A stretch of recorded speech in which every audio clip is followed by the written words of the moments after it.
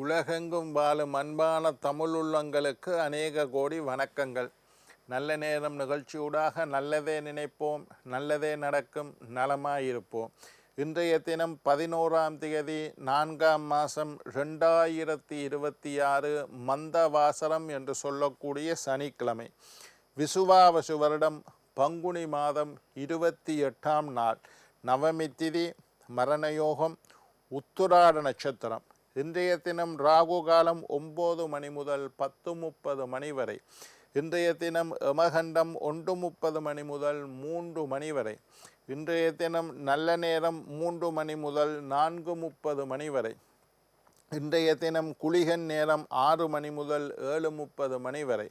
இன்றைய தினம் திருவாதிரை புனர்பூச நட்சத்திரக்காரர்களுக்கு சந்திராஷ்டம தினம். திருவாதிரை புனர்பூச நட்சத்திரக்காரர்களுக்கு சந்திராஷ்டம தினம். சூளம் கிழக்கு, பரிகாரம் தயிர். என்ன நேர்களே, வாருங்கள் இனி இன்றைய தினத்திற்குண்டான ராசி பலன்களை பார்க்கலாம்.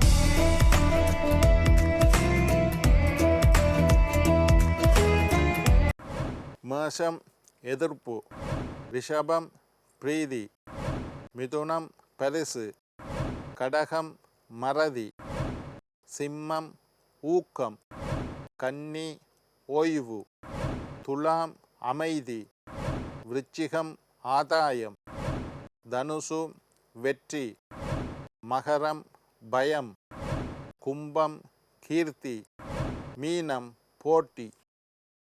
ஆன்மீக தகவல் பகுதியில் தொடர்ந்து உங்களை சந்தித்து வருவதில் மட்டற்ற மகிழ்ச்சி அடைகின்றேன். ஒவ்வொரு நாளும் ஒவ்வொரு புதிய அற்புதமான ஆன்மீக தகவல்களை உங்களோட பகிர்ந்து கொண்டு இருக்கிறோம். அந்த வகையில் இன்றைய தினமும் சில நல்ல விஷயங்களை உங்களோட பகிர்ந்து கொள்ளலாம் என்று காத்திருக்கிறேன். எங்களுடைய நிகழ்ச்சிக்கு நீங்கள் தரக்கூடிய ஆதரவு என்னை மகிழ்ச்சி அடைய செய்கின்றது. எங்களுடைய நிகழ்ச்சி சம்பந்தமாக ஆன்மீகம், ஜோதிடம், வாஸ்து சம்பந்தமாக ஏதாவது சந்தேகங்கள், கேள்விகள் இருப்பின் எனக்கு எழுதி அனுப்புங்கள். சக்தி டிவி நல்ல நேரம் நிகழ்ச்சி தயாரிப்பாளர் கீழ்கண்ட முகவரிக்கு கடிதம் மூலம் என்னை தொடர்பு கொண்டால் தொடர்ந்து வரக்கூடிய நிகழ்ச்சியில் தகுந்த கேள்விகளுக்குண்டான பதில்களை தொகுத்து தர காத்திருக்கின்றேன். சரி, இன்றைக்கு என்னத்தை பற்றி பார்க்க போகிறோம்னா, வாஸ்து தோஷம் நீங்க செய்ய வேண்டிய பரிகாரம் என்ன? வாஸ்து தோஷம் நீங்கள் செய்ய வேண்டிய பரிகாரம் என்ன என்பதை பற்றி பார்க்க போகிறோம். வாஸ்து என்றால் உங்களுக்கு தெரியும், பூமி சுற்றி கொண்டே இருக்குது. சூரியனை பூமி தன்னைத்தானே சுற்றி கொண்டு சூரியனையும் சுற்றி கொண்டு இருக்குது. பூமியை சுற்றி நிலவு சுற்றி கொண்டு இருக்குது. அது மட்டும் இல்லாமல் சனி, ராகு, கேது போன்ற கோள்களும் இணல் கிரகங்களும் சுற்றி கொண்டே இருக்கிறது. ஒரு அசைவு இருந்தால் ஒரு விசை உருவாகும். பூமி தன்னைத்தானே சுற்றுவதால் ஒரு விசையும், சூரியனை சுற்றுவதால் ஒரு விசையும் உருவாகுது. இந்த விசைகளில் நல்லதும் கெட்டதுமான விசைகள் இருக்குது. வாஸ்து என்றால் என்னவென்றால், நல்ல விசைகள் வீட்டுக்குள்ளே வர மாதிரியும் கெட்ட விசைகள் வீட்டுக்குள்ளே வராத மாதிரியும் வீடை கட்டினால் அது வாஸ்து படி, சட்டப்படி அமைக்கப்பட்ட வீடு என்று சொல்லுறோம். அதே மாதிரி தீய விசைகள் வீட்டுக்குள்ளே வார மாதிரியும் நல்ல விசைகள் வீட்டுக்குள்ளே வாரதை தடுக்கிற மாதிரியும் வீடு இருந்தால் அது கூடாது. வாஸ்துப்படி அந்த வீடு கூடாது. இதுதான் வாஸ்துவினுடைய அடிப்படை தத்துவம். சரி, இப்போ எங்களுக்கு தெரியும், வாஸ்துவில் வடக்கு, கிழக்கு, தெற்கு, மேற்கு என்று 4 திசைகள் இருக்குது. வடக்கு, கிழக்கு, தெற்கு, மேற்கு.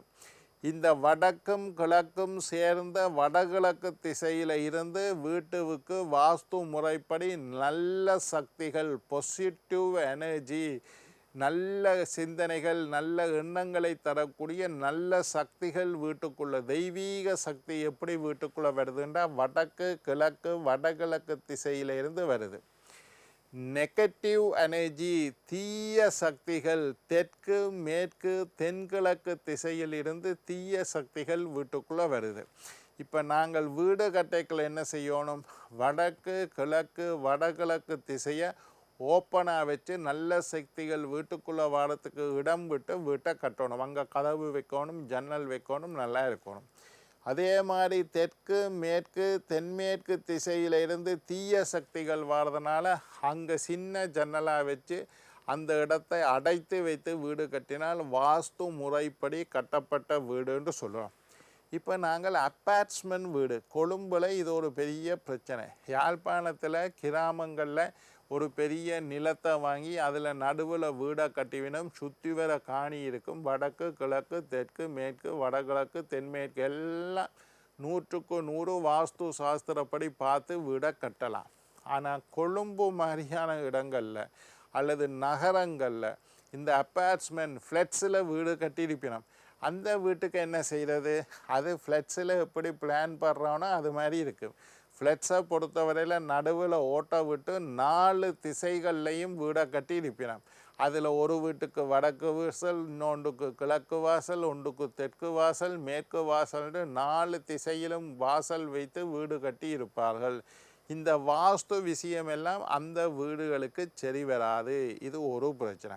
ரெண்டாவது, இல்லை ஐயா நாங்கள் எங்களுக்கு நிலத்தோடு தான் வீடு கட்டியிருக்கோம், ஆனாலும் வாஸ்துவை பார்த்து நாங்கள் கட்டல, அவசரத்தில் நாங்கள் பிள்ளையாக கட்டிட்டோம், இப்போ இடித்து கட்ட முடியாது. அப்போ அதுக்கு என்ன செய்கிறது? இந்த மாதிரி விஷயங்களுக்காகத்தான் இன்றைய நிகழ்ச்சி. அப்பார்ட்மெண்ட் வீடாக இருக்கலாம் அல்லது பிழையாக கட்டின வீடாக இருக்கலாம், வாஸ்து முறைப்படி கட்டப்படாத வீடாக இருக்கலாம், எங்களுக்கு இடித்து கட்டக்கூடிய வசதி இல்லை. இப்போ ஐயா சொல்கிறீங்க தெற்கு பக்கத்தில் சில ராசிக்காரருக்கு வாசல் இருக்கக்கூடாது, தெற்கு வாசல் வீடு கூடாது, சில ராசிக்காரர் மட்டுமே கட்டலாம், மற்றும்படி தெற்கு வாசல் கூடாதுன்னு சொல்கிறீங்க. வாசல் கிழக்கில் இருக்கணும், இல்லாட்டி வடக்கில் இருக்கணும், அது ரெண்டும் இல்லாட்டி மேற்கிலையாவது இருக்கணும், தெற்கு கூடாது, சில ராசிக்காரர்களை தவிர மற்றவர்களுக்கு கூடாது. எங்கட வீடு தெற்கு வாசல் வீடு ஐயா, அப்பார்ட்மெண்ட்டில் இருக்கும். எங்கட வீடு மட்டும் இல்லை, 12 மாடி, 12 வீடும் தெற்கு வாசலில் தான் இருக்குது. அதை மாற்றுறதுக்கு எங்களுக்கு ஒத்து வர இல்லைன்னா நாங்கள் என்ன செய்கிறது? வீடு மாற்ற இயலாது. அப்படிப்பட்டவர்கள் என்ன செய்ய வேண்டும் என்றதை பற்றி தான் நாங்கள் பார்க்குறோம். வாஸ்துப்படி வீடு அமையவில்லை என்றால் நல்ல விஷயங்கள் வீட்டில் நடக்காது. வீட்டில் கடன் தொல்லை ஏற்படும், குடும்பத்தில் அமைதி இருக்காது, உறவினர்களிடையே பகை ஏற்படும், வீட்டில் காசு தங்காது, வீட்டில் துன்பங்கள் அதிகமாக இருக்கும், நோய் நொடிகள் வந்து கொண்டே இருக்கும். அக்னி மூலை பாதிக்கப்பட்டிருந்தால், வடகிழக்கு மூலையில் டாய்லெட் பாத்ரூம் இருந்தால் வீட்டில் நோய் வந்து கொண்டே இருக்கும், அதை மாற்ற முடியல. அதே மாதிரி வீட்டில் கரையான் அடிக்கக்கூடாது, கரையான் அடிக்கும். இந்த மாதிரி வீடு சுத்தம் இல்லாமல் இருக்கும், வீட்டில் நாற்றம் எடுக்கின்றது, டாய்லெட் மணக்குது, இந்த மாதிரி சொல்லக்கூடியவர்களெல்லாம் வாஸ்து தோஷம் இருந்தால் இதெல்லாம் நடக்கும். என்ன செய்ய வேண்டும் என்றதை பற்றி தான் இந்த நிகழ்ச்சி. இந்த மாதிரி வாஸ்து முறைப்படி வீடு கட்டணும்னு சொல்கிறீங்கள் ஐயா, ஆனால் எங்கட வீடு அப்படி இல்லை, நீங்கள் சொன்ன வாஸ்து எல்லாம் பிழைச்சி இருக்குது, நீங்கள் சொல்றீர்கள் வடகிழக்கு துறந்து தென்மேற்கு அடைச்சிருக்கணும், எங்கட வீடு மாறி இருக்கு, வடகிழக்கு அடைச்சி தென்மேற்கு துறந்து இருக்குது. அப்போ நாங்கள் என்ன செய்கிறது? உடைச்சி கட்ட வழி இல்லை. அப்பார்ட்மெண்ட் வீடு நீங்கள் பௌர்ணமி அன்று தலைவாசல்ல நீளம் அகலத்தை எடுத்துக்கொள்ளுங்க. இந்த பரிகாரத்தை எப்போ செய்யணும்?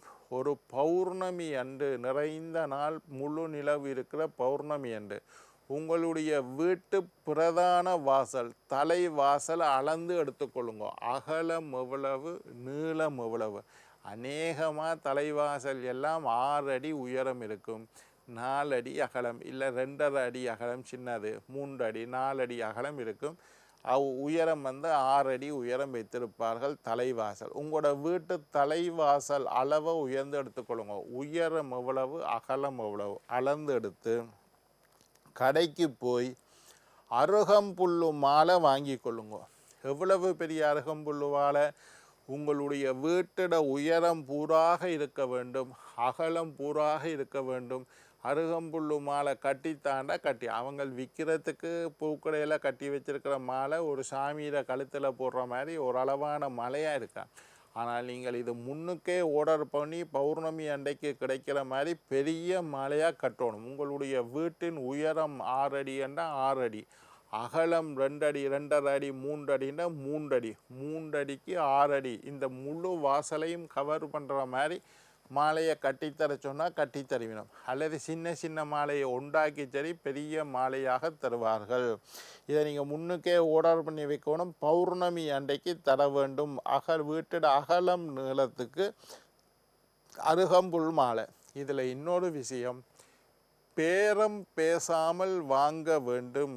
எப்பவும் நீங்கள் ஒரு விஷயம் தெரிஞ்சு கொள்ளுங்கோ, ஆன்மீகத்துக்காக ஒரு பொருளை வாங்குவீர்களாக இருந்தால் வீட்டில் ஒரு லட்சுமி படம் வைக்க ஆசையா, நீங்கள் சொன்ன மாதிரி பச்சை கலர் சாரி கட்டின ஒரு லட்சுமி படத்தை கடையில் பார்த்தேன், அது நல்லதுன்னு சொன்னீங்கள், அதை வாங்கி வைக்க எனக்கு ஆசையா. அனுக்கிரக ஆஞ்சநேயர்ன்னு சொன்னீங்கள், கடையில் நீங்கள் சொன்ன மாதிரி ஆயுதம் ஏந்தாமல் அனுக்கிரகம் வச்சுக்கொண்டு ஆஞ்சநேயர் இருக்க, வாங்க ஆசை. இந்த மாதிரி ஆன்மீக சம்பந்தமான கோயிலுக்கு பூ மாலை வாங்கணும், தேங்காய் வாங்கணும், வெத்தலை வாழை, இதெல்லாம் கோயிலுக்காக வாங்க வேண்டுமாக இருந்தால் பேரம் பேசாமல் வாங்க வேண்டும். 35 ரூபா சொன்னால் 30 ரூபா போடு என்று அவனோட சண்டை பிடித்து பேரம், வீட்டுக்கு வாங்குகிற சாமானுக்கு பேரம் பேசுங்க, மற்ற சாமானுக்கு பேரம். ஆன்மீகத்துக்காக பிள்ளையாருக்கு ஒரு சிதறுகாய் அடிக்கப்படும், தேங்காய் வாங்கணும், 250 ரூபா சொல்லுவான், 200 ரூபா போடு என்று அவனோட சண்டை பிடிக்காமல் சொல்லுற விலைக்கு பேரம் பேசாமல் வாங்க வேண்டும். தெரிந்த கடைகளுக்கு போங்க, நியாயமான விலை சொல்வார்கள். அதுக்காக நீங்கள் ஏமாறணும்னு நான் சொல்ல வரல. ஆன்மீகத்திற்காக வாங்க வேண்டிய பொருட்களை பேரம் பேச, ஒரு சாமி படம் வாங்க போகிறேன், ரேட்டு பேசாதீங்க, கொடுக்க 5-10 ரூபா கூட போனால் போகுது, புண்ணியமாக போகுதுன்னு வாங்கிட்டு வைங்க, பேரம் பேசாமல் வாங்க வேண்டும். இப்போ இந்த அருகம்புல் மாலையும் பேரம் பேசாமல் வாங்க வேண்டும். அப்படி அருகம்புல் மாலையை வாங்கி வீட்டு வாசலுக்கு அப்படியே போட்டு விடுங்க. அப்படி போட்டு அப்படியே போட்டுட்டு ஒரு கிழமை இருக்கட்டும்னு விடுங்க. அதுக்கு பிறகு அந்த மாலையை எடுத்து நீரில் நனையுங்க. தண்ணீரில் அந்த அருகம்புல் மாலையை ஒரு வாளியில் தண்ணி எடுத்து தண்ணிக்குள்ளே போடுங்க. அந்த தண்ணீரை வீடு பூராக தெளித்து விடுங்கள். வீட்டுக்கு உள்ளேயும் தெளியுங்கோ, வீட்டுக்கு வெளியிலையும் தெளியுங்கோ. தெளித்து விட்டால் வாஸ்துவினால் ஏற்பட்ட தோஷங்கள் நீங்கிவிடும். இப்படி அடிக்கடி மாதத்துக்கு ஒருக்கா 3 மாதத்துக்கு ஒருக்கா செஞ்சு வாங்க. என்ன நேர்களே, நாளை மற்றொரு நிகழ்ச்சியில் உங்களை சந்திக்கும் வரை உங்களிடம் விடைபெறுவது உங்கள் ஜோதிட சித்தர் டாக்டர் ராஜராஜ குருக்கள்.